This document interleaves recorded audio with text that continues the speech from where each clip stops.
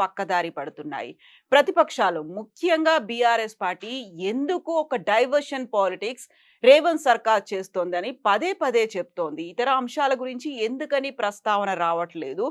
రేవంత్ సర్కార్ వాటి మీద ఎందుకు ఫోకస్ పెట్టట్లేదనేటువంటి ప్రధానమైనటువంటి ప్రశ్నలు వినిపిస్తున్నాయి. అసలు ఏం జరుగుతోంది? ఏం జరగాలి? మనతో పాటుగా ఉన్నారు పొలిటికల్ అనలిస్ట్ ప్రకాష్ గారు. ప్రకాష్ గారు నమస్కారం నమస్కారం. అండి. సో తెలంగాణకి సంబంధించి హైడ్రా అనేది కేవలం ఒక డిజాస్టర్ అంటే చెరువుల్ని కాపాడడమే కాదు డిజాస్టర్ మేనేజ్మెంట్ కూడా అనేది చెప్తోంది. భవిష్యత్ తరాల కోసం మన చెరువుల్ని కాపాడుకోవాలి. ఐడియా మంచిదే. ఎగ్జిక్యూషన్ ఎలా ఉంది? దానికి చుట్టూ ఎందుకని రాజకీయాలు జరుగుతున్నాయి? హైడ్రా ఇంట్రడ్యూస్ చేయడమే ఒక రాజకీయ దురుద్దేశం ఉంది అనేది నాకొచ్చిన ఫీడ్‌బ్యాక్. హ్మ్. ఒకవేళ ఒక మంచి పథకాన్ని ఒక రాంగ్ టైమ్‌లో ఇంట్రడ్యూస్ చేసి, ఒక చెడ్డ పేరు తెచ్చుకున్నాడు కేసీఆర్. ఓటమి కూడా పాలయ్యాడు. హ్మ్. అందులో అది పెద్ద పాత్ర ఉంది. దళిత బంధు. ఒక మంచి స్కీమ్ అది. ఆయనే దాన్ని ఎలక్షన్స్ ముందు ఇంట్రడ్యూస్ చేస్తే మళ్ళీ మూడోసారి ముఖ్యమంత్రి అయ్యేవాడు. ఆయన ఈటెల రాజేందర్‌ను కొట్టడం కోసం ఆ కాన్స్టిట్యుయెన్సీలో ఫస్ట్ ప్రయోగాత్మకంగా ఇంట్రడ్యూస్ చేశాడు. ఉప అంత ఎన్నికల టైంలో. అంతకంటే ముందు 1, 2 వాసాలమర్రి లాంటి ఊర్లో చేసినా గూడా అందరికి తెలుసు అది రాజేందర్ కోసమే అక్కడ ఇంట్రడ్యూస్ చేశాడు. హ్మ్. అది ఫెయిల్ అయిపోయింది అది. అర్థం చేసుకోవడంలో ప్రజలు విఫలమైండ్రు. ఉద్దేశ్యం మాత్రం చాలా మంచిది. హైడ్రా గూడా అంతే. హ్మ్. హైడ్రా అనేది మంచి ఉద్దేశ్యం. కానీ దాన్ని కేసీఆర్ దళిత బంధు ఇంట్రడ్యూస్ చేసే ముందు చాలా ఎక్సర్సైజ్ చేశాడు.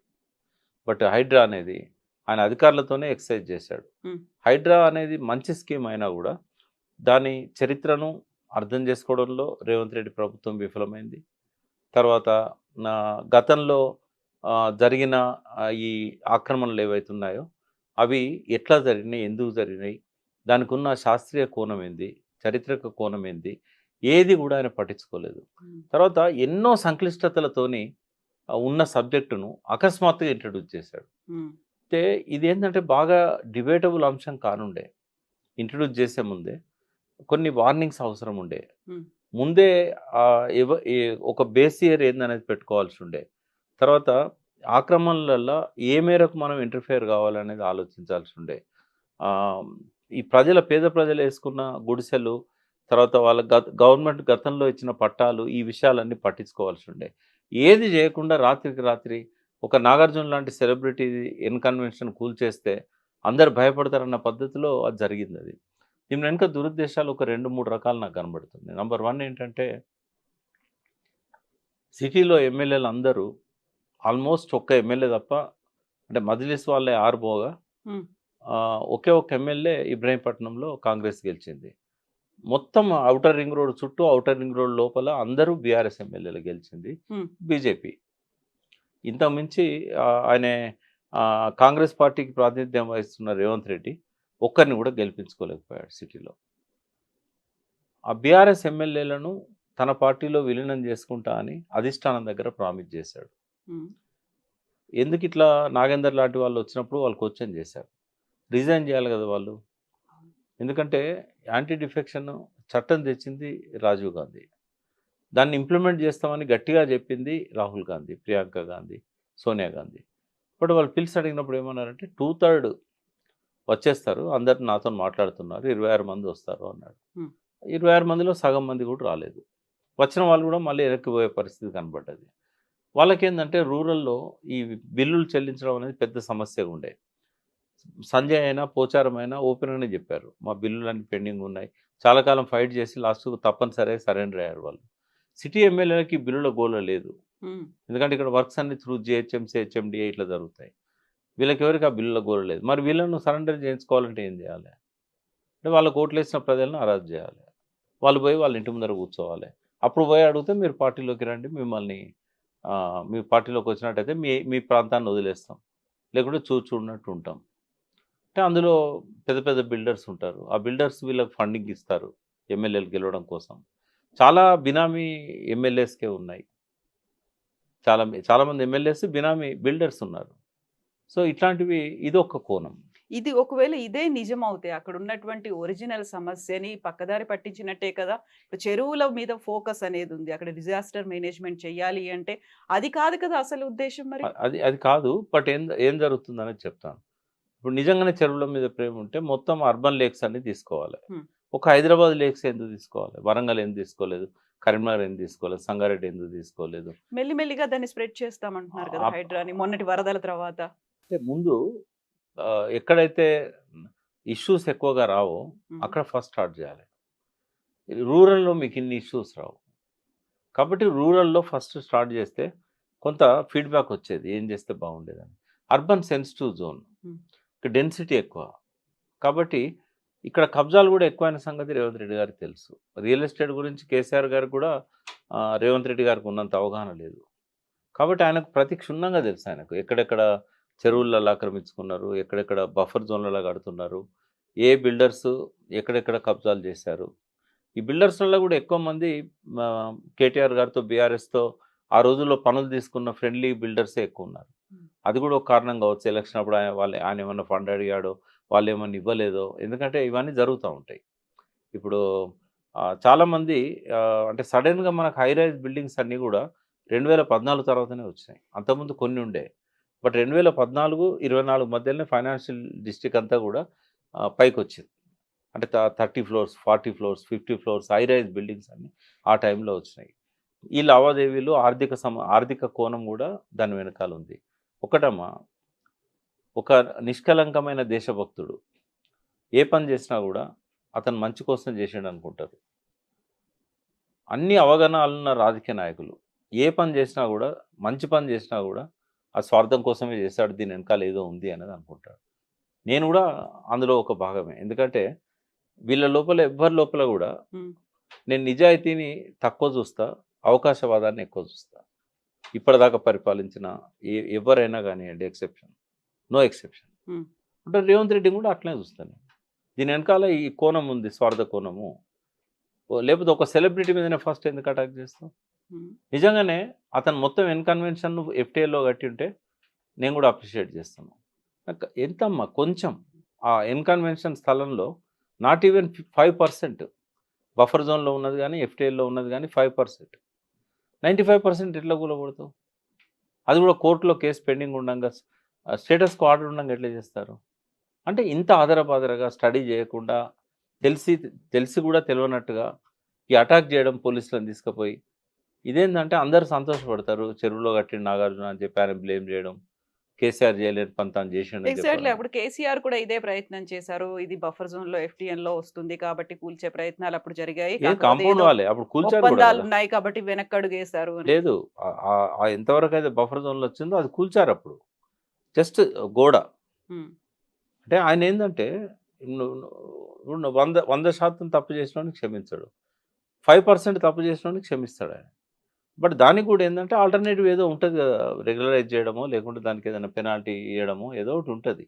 బట్ 5% ఎఫ్టీఎల్ బఫర్ జోన్లో వస్తే 95% కూలగొట్టే రైట్ ఎవరు ఇచ్చారు రేవంత్ రెడ్డికి? అంటే దీన్ని పక్కకు పెడదాం. ఉమ్, అసలు హైడ్రాలో జరుగుతున్న తప్పులు నేను చెప్తాను. ఒక మంచి ఆఫీసర్ని పెట్టారు, అందులో ఎటువంటి అనుమానం లేదు. ఉమ్. నేను కూడా మన ఇంటర్వ్యూ అయిన తర్వాత లాస్ట్ టైం హైడ్రా మీద నేను పర్సనల్ కూడా మాట్లాడాను రంగనాథ్ రంగనాథ్ గారితో. గారు. మాట్లాడాను. ఏ సమస్యలు వచ్చే అవకాశం ఉందనేది కూడా చెప్పాను నేను. ఉమ్, ఉమ్, ఒకటి ఏంటంటే చట్టాన్ని సమగ్రంగా తయారు చేయాలి. ఇప్పుడు గవర్నమెంట్ ఆర్డర్ కూడా ఇంప్లిమెంట్ చేయదగిందే, చేయలేందని నేను అనను. కానీ ఆదరబాదరగా ఇచ్చిన ఆర్డర్ కంటే ఒక బలమైన చట్టాన్ని తయారు చేసుకొని ఇంప్లిమెంట్ చేస్తే చాలా ఉంటుంది.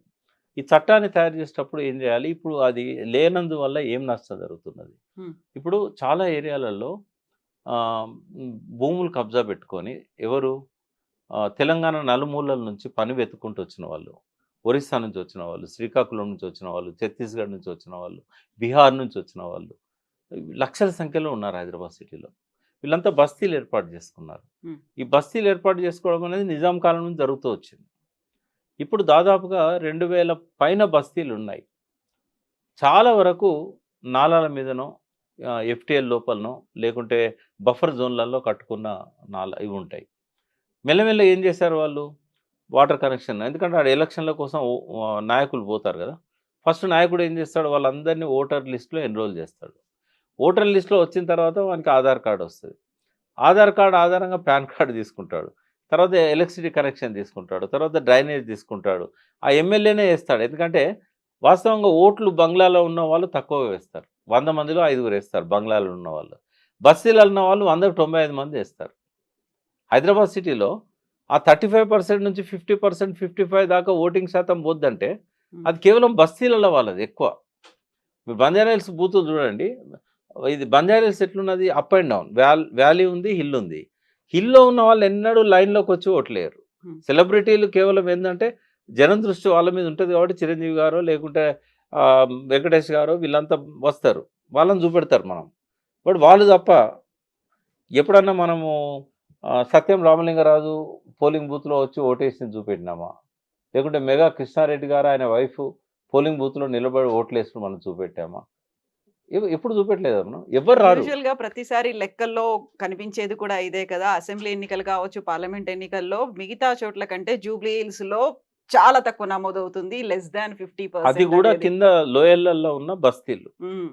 ఒక్కొక్క బిల్డింగ్ వెనకాల 50 కుటుంబాలుంటాయి డౌన్‌ల. గుట్ట మీద ఉన్నోళ్ళని చూస్తున్నాం మనం. గుట్ట కింద ఉన్నోళ్ళు వాళ్ళు ఓటేసేది. ఆ బూతులలోనే పర్సెంటేజ్ 80% అవుతది.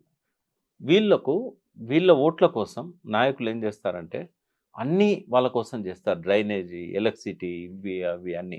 లాస్ట్‌కి ఏం చేస్తారంటే ముఖ్యమంత్రి దగ్గర పోయి పట్టాలు కూడా ఇప్పిస్తారు వాళ్ళకి. మరి ఇవన్నీ ఇట్లా పట్టాలు ఇచ్చినాయి కదా! హ్మ్. ఈ చెరువులలో. ఇప్పుడు అల్వాల్ చెరువులో పట్టాలు ఇచ్చారు. అన్ని చెరువులు సిటీలలో చుట్టూ ఎన్ని చెరువులు అయితున్నాయో అన్నిట్లో పట్టాలు ఇచ్చారు. ఇప్పుడు అక్కడ ఒక అపార్ట్మెంట్ వస్తే మనకు బహుళ అంతస్తుల భవనం కాబట్టి టక్కన మనం క్యాచ్ చేస్తాం. కానీ అక్కడున్న స్లమ్స్ హ్మ్. ఎన్నో స్లమ్స్ చెరువులలో పడ్డాయి. 800 చెరువులమ్మా. ఇప్పుడు 180 ఉన్నాయి. 185 ఉన్నాయి. 185 మనం నోటిఫై చేయడానికి వీలుగా ఉన్నాయి. టీఆర్ఎస్ గవర్నమెంట్ ఉన్నప్పుడు అందులో 52 చెరువులు నోటిఫై చేసింది. మిగతా ఎందుకు చేయలేదు అనంటే అక్కడ కొన్ని రెవెన్యూ ఇష్యూస్ ఉన్నాయి. అంటే ఫస్టు రేవంత్ రెడ్డి గారు అర్థం చేసుకోవాల్సింది ఎంటైర్ భారతదేశం డిఫరెంట్. హ్మ్. తెలంగాణ డిఫరెంట్. Revenue loss. ఎందుకంటే రవి అస్తమించని బ్రిటిష్ సామ్రాజ్యం తెలంగాణ బయట ఉంది. తెలంగాణలో ఎన్నడూ రవి అస్తమించని బ్రిటిష్ సామ్రాజ్యవాదులు తెలంగాణను పరిపాలన చేయలే. వాళ్ళు ఓన్లీ 3 విషయాలలో నిజాంతోని అండర్‌స్టాండింగ్ పెట్టుకున్నారు. ఒకటి ఎక్స్‌టర్నల్ అఫైర్స్ అంటే యునైటెడ్ నేషన్స్ గాని, వేరే దేశాలతో గాని విదేశీ వ్యవహారాలు. రెండవది రక్షణ. మూడవది కమ్యూనికేషన్స్. హ్మ్. ఈ మూడిట్లో రెవెన్యూ లేదు కదా! రెవెన్యూ మీద ఎవరికుండే పట్టు? మొత్తం నిజాంకే. 224 సంవత్సరాలు. వాళ్ళు అనేక రకాల పట్టాలిచ్చారు. హ్మ్. ఇనామ్స్ అని, తర్వాత రకరకాల జాగీర్లని ఆహ్, కొంతమందికి సంస్థానాలు ఇచ్చేశారు. ఆ పట్టాలిచ్చే క్రమంలో మొత్తము విలేజ్ మొత్తం వాళ్ళకి రాసిస్తారు. అందులో ఎన్ని చెరువులున్నా, ఎన్ని కొండలున్నా, గుట్టలున్నా, గ్రానైట్ గనులున్నా అవన్నీ గూడా వాళ్ళే. పట్టదారులే. ఎక్కడ లేదిట్లా. బ్రిటిష్ వాళ్ళ పీరియడ్‌లో వాటర్ బాడీస్‌కి అది గవర్నమెంట్ కింద డిక్లేర్ చేశారు. హిల్స్‌ని గవర్నమెంట్ కింద డిక్లేర్ చేశారు. కానీ తెలంగాణలో అట్లా లేవు. కాబట్టి ఫస్ట్ ఆ చరిత్రను అర్థం చేసుకోవాలి. హ్మ్. దాదాపు 90% చెరువులలో ఉన్న భూములు రైతుల పట్టా భూములు. అయితే చెరువులో పట్టా భూమి ఉన్నప్పుడు కన్‌స్ట్రక్షన్ చేయకూడదనేది ఫస్ట్ టైమ్ సుప్రీంకోర్ట్ ఇచ్చిన జడ్జిమెంట్ ద్వారా వాళ్ళు ఇచ్చిన కొన్ని గైడ్‌లైన్స్ ద్వారా అమల్లోకొచ్చింది. అది 90స్‌లో. మరి అంతకంటే ముందు హ్మ్. 50 ఏండ్ల నుంచి సమైక్య రాష్ట్రం ఏర్పడ్డప్పటి నుంచి గూడా, అంతకంటే ముందు నుంచి గూడా ఈ వలస వచ్చిన వాళ్ళంతా గుడిసెలేసుకున్నారు, బంగ్లాలు కట్టుకున్నారు, నల్లా కనెక్షన్ వచ్చిన కాలనీలు తర్వాత ఏర్పడ్డాయి. కాలనీలు అయిపోయినాయి. మరి ఏది క్రైటీరియాగా తీసుకోవాలి? ఇప్పుడు చెరువుల్లో నీళ్లున్నా గూడా ఇది పట్టా భూమి అని చెప్పి హైకోర్ట్ డైరెక్షన్ ఇచ్చింది. పర్మిషన్లు ఇయ్యమని. బతుకమ్మ కుంట అట్లే మాయమైంది. నేను ఫస్ట్ టైమ్ హైదరాబాద్ 78లో నేను ఇక్కడున్నాను. 78లో బతుకమ్మ కుంట మీదకెళ్ళి పోయేటోడిని నేను. పోయేటప్పుడు నీళ్లుండేది. చాకలి వాళ్ళు బట్టలు ఉతికేవాళ్ళు. బతుకమ్మ పండుగ వచ్చేదంటే అక్కడ పండుగ జరిగేది 9 రోజులు. మరి ఆ బతుకమ్మ కుంటలో బిల్డింగ్స్ ఎట్లా వచ్చినాయనంటే కోర్ట్ డైరెక్షన్. చాలామంది ఫైట్ చేశారప్పుడు. హ్మ్. సేవ్ లోక్ సొసైటీ అనేది సేవ్ లేక్ సొసైటీ అప్పటినుంచి ఉన్నది. సేవ్ రాక్ సొసైటీ ఉంది. ఆ! వీళ్ళెప్పుడు సేవ్ అవర్ అర్బన్ లేక్స్ అనేది ఉంది. ఆ! సేవ్ అర్బన్ లేక్స్ ఉన్నది. వ్యాస్ గారు అని ఉండేవాడు. కొత్త మన కొత్తపేట హుడా కాంప్లెక్స్‌లో. బాగా ఫైట్ చేసేవాడాయన. అంటే ఇట్లా ఎంతోమంది పర్యావరణవేత్తలు కూడా ఫైట్ చేశారు.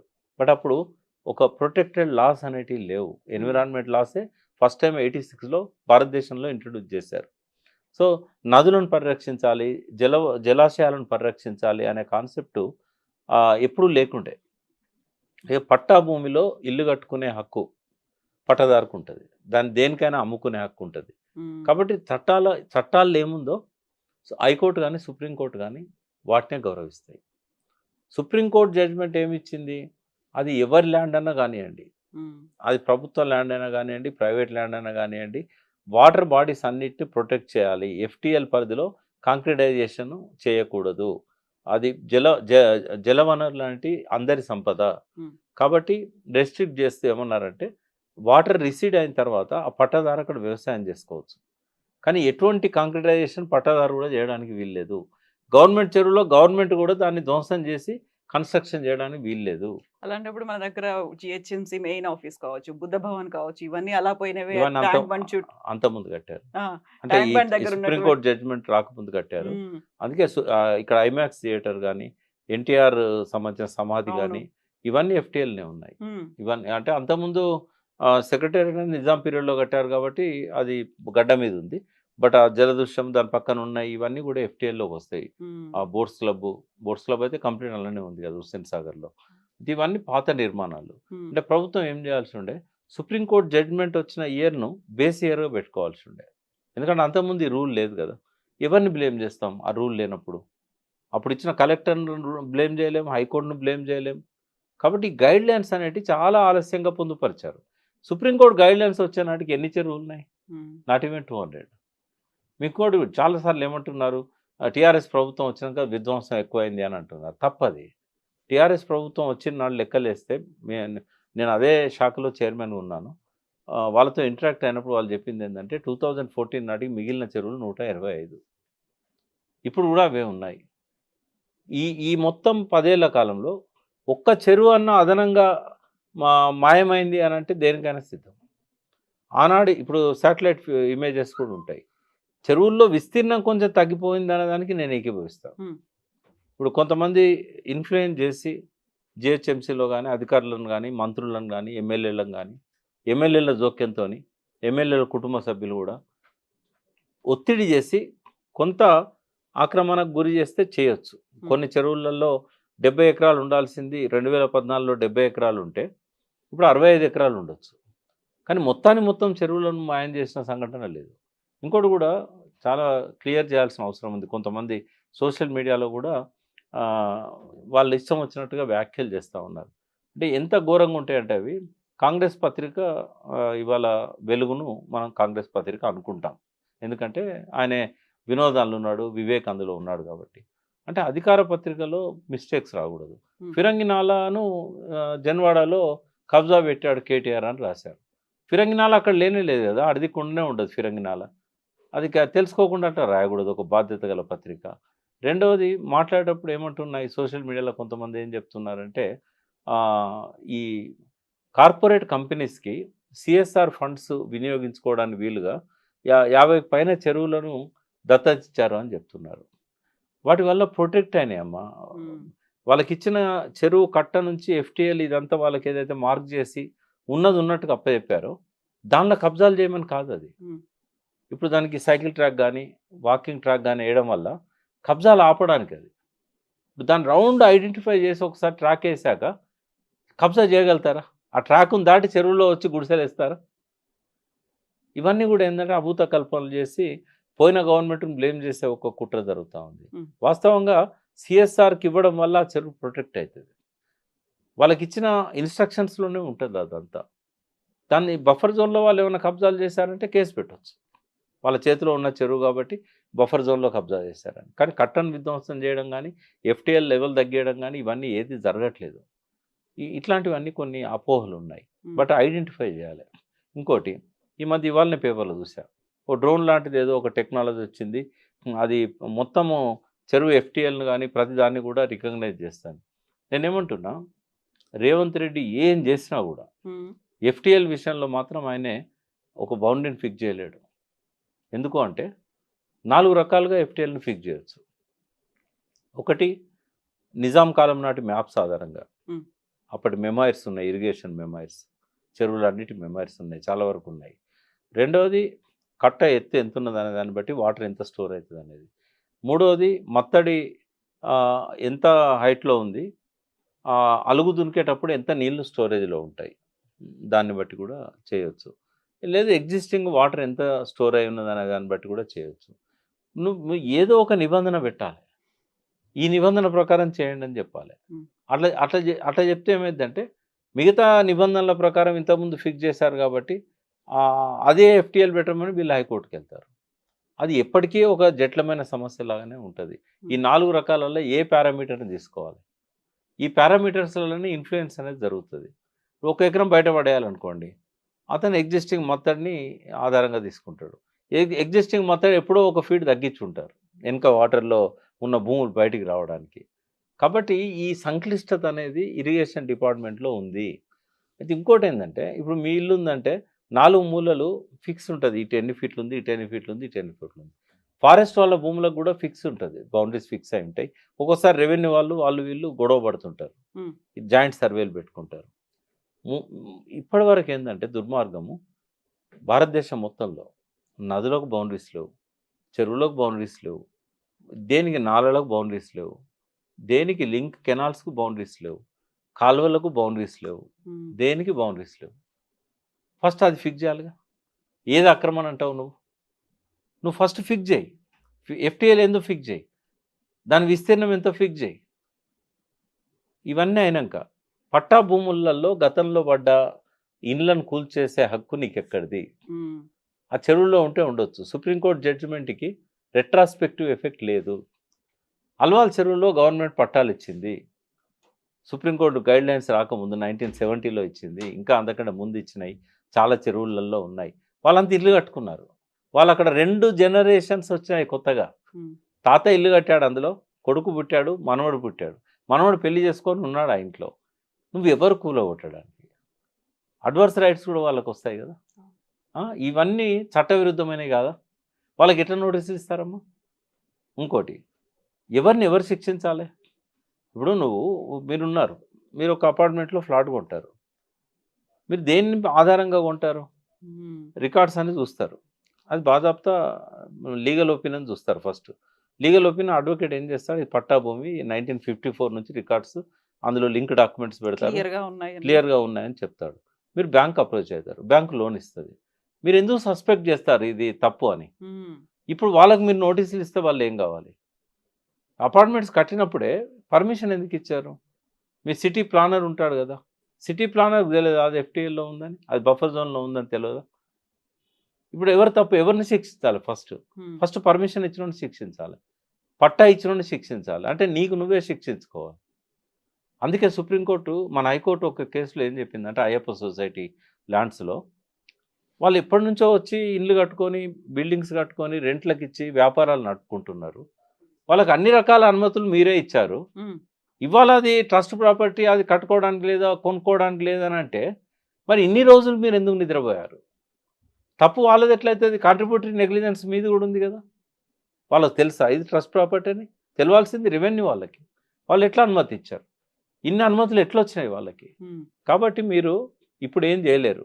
కట్ ఆఫ్ డేట్ పెట్టండి. ఈ జడ్జిమెంట్ ఇచ్చే డేటే కట్ ఆఫ్ డేట్. జడ్జిమెంట్ ఇచ్చే నాటికి ఏవైతే బంగ్లాలు ఉన్నాయో అన్ని రెగ్యులరైజ్ చేయండి అని చెప్పేసింది కోర్టు. దాన్ని ఆధారం చేసుకొని మళ్ళీ మ్యానిపులేషన్స్ ఇవన్నీ తర్వాత జరిగినాయి, అది వేరు విషయం. కాబట్టి ఒక హ్యూమన్ ఫేస్ అనేది ప్రజాస్వామ్యంలో ప్రభుత్వాలకు ఉండాలి. మానవీయ విలువలు లేని సర్కార్ అది ప్రజాస్వామ్య సర్కార్ కాదు. హైడ్రాలో మానవీయ విలువలు లోపించినాయి. మంచి మనిషే రంగనాథ్ గారు, రేవంత్ రెడ్డి గారు కూడా మంచి ఇంటెన్షన్తోనే పెట్టొచ్చు. బట్ ఇన్ని లోపాలతో పెడితే దాని హ్యూమన్ ఫేస్ ఉన్నట్టు కాదు కదా. ఇప్పుడు ప్రజాస్వామ్యంలో ప్రజలకు ఉపయోగపడే విధంగా చట్టాలు చేయాలి, ప్రజలకు ఉపయోగపడే విధంగా జీవోలు చేయాలి. ప్రజల చేత, ప్రజల వల్ల, ప్రజలచే పరిపాలించబడే వ్యవస్థను ప్రజాస్వామ్యం అంటారు కదా. మరి ప్రజలను ఇబ్బంది పెట్టడానికి రూల్స్ను అడ్డం పెట్టడం అనేది అది ఎట్లా ప్రజాస్వామ్యం అవుతుంది? రూల్ బాగాలేకపోతే రూల్ను మార్చగాని ప్రజలను శిక్షించొద్దు. ప్రజల కోసం రూల్స్ ఉన్నాయి, రూల్స్ కోసం ప్రజలు లేరు. నువ్వు ఆ రూల్ని ఇంప్లిమెంట్ చేయడంలో పొరపాటు అయినప్పుడు రూల్ను సరిదిద్దుకోవాలి. దానికి ఏదో ఒక ఆల్టర్నేట్ కంపెన్సేషన్ అనేది అవసరం. ఇప్పుడు ఎన్ కన్వెన్షన్ కూలగొట్టారు, కూలగొట్టి ఆ 6 మీటర్లను ఏం చేస్తారమ్మా? పోనీ ఆడేమన్నా వ్యవసాయం ఉందా? అంతవరకు 6 మీటర్ల వరకు వాటర్ బాడీని ప్రొటెక్ట్ చేయాలి. మరి మొత్తం ఎన్ కన్వెన్షన్ ఎందుకు కూలగొట్టాలి? వెతికి ఎందుకు సెలబ్రిటీలు అయ్యి, పొలిటీషియన్లు అయ్యి ఎందుకు చేయాలా? బస్తీలను ఎందుకు టచ్ చేస్తున్నారు? బస్తీలు ఒకవేళ నీళ్ళల్లో కట్టుకున్నా కూడా వాళ్ళకి ఆల్టర్నేటివ్ బిల్డింగ్స్ కట్టి వాళ్ళని షిఫ్ట్ చేసి అప్పుడు ఆ చెరువుని రివైవ్ చేయి. నేను చెరువులు రివైవ్ చేయడానికి మొదటి నుంచి పట్టుబడుతున్న వ్యక్తిని నేను. ఇవాళ ఆల్ ఇండియాలో ఐపీఆర్బీసీ అనే సంస్థకు చైర్మన్. అంటే వర్షాధార నదుల ఆహ్, జ జలాశయాల పరిరక్షణ కోసం అది పెట్టుకున్నాం ఆ సంఘం. మేధా పట్కర్ గారు కూడా మాతో అసోసియేట్. అట్లే రాజేందర్ సింగ్ గారు కూడా మాతో అసోసియేట్. నేను దేశమంతా ఆర్గనైజ్ చేస్తున్నాను నదులను, జలాశయాలను పరిరక్షించడానికి. బట్ వీళ్ళ దగ్గర ఈ విచక్షణ లేదనే దాని మీద ఆవేదన ఉంది. హ్మ్. బట్ ఆ ఇంటెన్షన్ మంచిదే. ఈ తెలంగాణ అంతటికి వర్తించే విధంగా చేయండి. ఆ చెరువులు అన్నప్పుడు అర్బన్ రూరల్ అనేది కాదు. టోటల్ ఏ చెరువైనా కూడా సుప్రీంకోర్టు జడ్జిమెంట్ వచ్చిన డేట్‌ను బేస్ ఇయర్‌గా పెట్టుకోవాలి. హ్మ్. అంతకుముందు ఏవైతే జరిగినాయో వాటిని రాటిఫై చేయాలి.